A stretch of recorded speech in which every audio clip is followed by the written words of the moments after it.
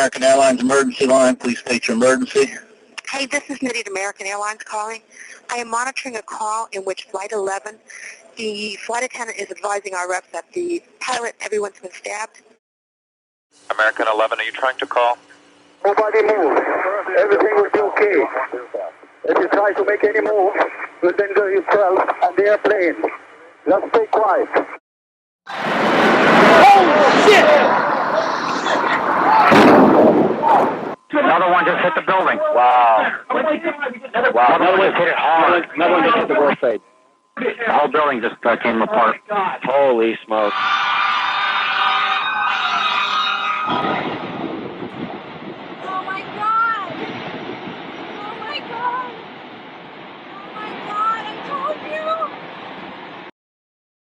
Roger, we're climbing to 3,000, sir, and looks like that aircraft is impacted the west side of the Pentagon. All right, thank you. United 9-3, have you got information on that yet? Yeah, he's down. He's down? Yes. When did he land? Because we have confirmation. He did not land.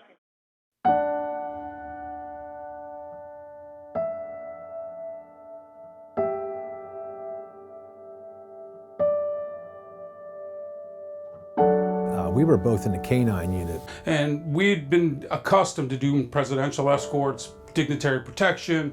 We had already started down our path of biological and chemical information and going to classes and learning after the tower's first incident. So we were already getting that mindset that, listen, we're lackadaisical. Oh yeah, we definitely got caught with our pants down on this one. There's no question. I get my uniform, grab my dog, grab all my gear.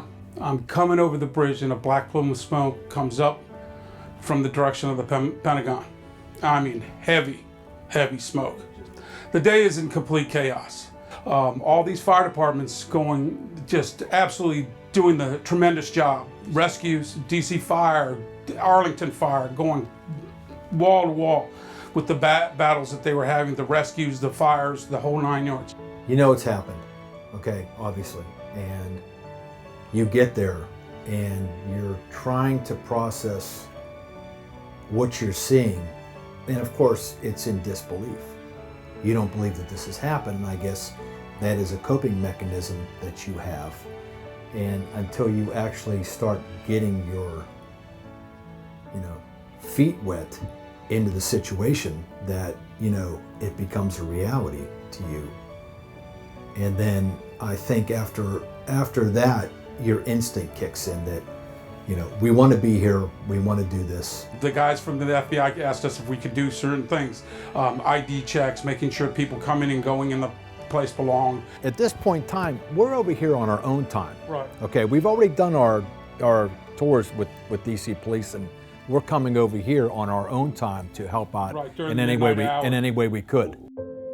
We're grabbing sleep probably the first 3 days, maybe minimum of an hour, 2 hours a day. When you go into the building for the first time, when we made the first entry in our gear and so forth, you didn't know if the continuing floors were going to collapse. First 4 days were the most difficult. We were dealing without, and the sounds and the smells and the that you'll never get out ingrained in your mind. It'll never, every time to this day I see a sunny day, a very bright, no cloud sunny day, takes me directly back to that morning. And the smells and the sounds of the alarms going off and the bells going off from people's breathing equipment and the smoke and the amount of just death. Once the Pentagon was to the point where nothing physically was being seen, they were bringing it down from the crash site to what we call the rubble piles. We were probably doing 13, 14 bags a day in recovery. And we wanted to give the utmost respect to those people coming off. The dogs swept the piles there, they swept the piles in the Pentagon, they swept it wherever those dogs were going to be needed, we had them out there. Most of our dogs eventually ended up dying of cancer, most of them, because of the debris and the things that they were going through. one of the situations that we had run into was one of the dogs kept hitting on a large twisted piece of ductwork. And we had to cut into it with a K-12 saw and found half of an arm in there that was in the ductwork that the dog was hitting on.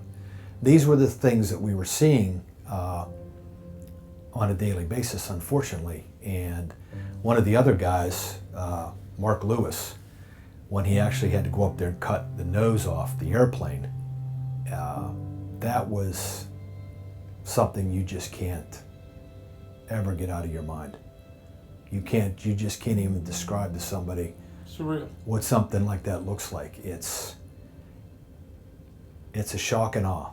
I told Paulie, I said, the day that we finish up, I'm going to plant my rear end in a chair when they go through the last pile for that whole day.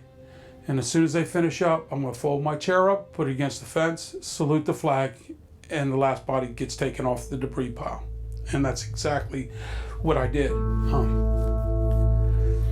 To me, the aftermath was more tragic than the initial incident that took place, because a lot of people fell through the cracks. A lot of people went through PTSD and went through the problems that occurred. Our debriefing was, we got to SOD, they said, so it's done, get back to work. Our brothers and sisters in New York, police officers, firefighters, bureau people, and just ordinary citizens. Just don't forget about them. Now it's their time of need. 10 years, 15 years down the line, they're paying the price now. They didn't just kill 3,000 people, okay? They killed maybe 10,000. It hits you deep. You know, it hits you really deep. It hits your family deep. You may not realize it, but your family's affected by it. Yes, very proud moment. I thought it was that never give up, can-do spirit and attitude, and it was a shot in the arm that everybody at the Pentagon needed. We had so many jurisdictions that were working together over there, and it wasn't, I'm in charge. No, I'm in charge. No, I'm in charge. No, everybody did their job. Everybody worked hand in hand. I mean, it was a, I've never seen anything like it. There was no commitment to self, it was the commitment to country and duty. And that's what I saw with everybody that was there. I feel that it was definitely an honor to be part of 9/11. It was very unfortunate that it happened, but there's nothing we could do about it. It happened, and you as an individual, do what you can do to help the people that were, you know, less fortunate than you were during the time. Yeah, there's nothing worse than going up through that grassy area and seeing the families wait to hear word. It ripped at your heart. You really got a taste of how fleeting life was. I mean, we've been to shooting scenes, we've been to homicide scenes, we've been to, you know, a lot of horrific crashes and so forth. But every day for a week, for families to sit out there in that grass area and be held in that place or that stand area and look for that family member. Grueling. We have to give every single one of these people accountability, whether they know it now or later, that they know that we did everything we could to recover and in turn their family and their loved members.